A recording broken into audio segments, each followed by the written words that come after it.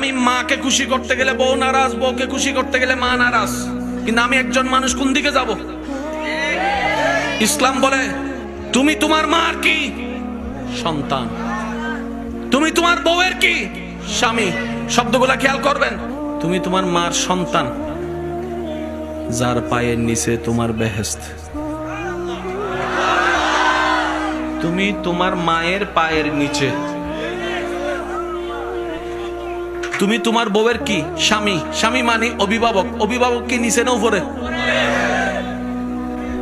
মায়ের পায়ের নিচে তুমি, আর বউ তোমাকে মাথার উপর রেখেছে, কারণ তুমি বউয়ের অভিভাবক। তো উপরওয়ালা তো নিচের ওয়ালা মতো হয় না, নিচের ওয়ালা তো উপরওয়ালার মতো হয় না। এবার সে বলে আমি করব কি?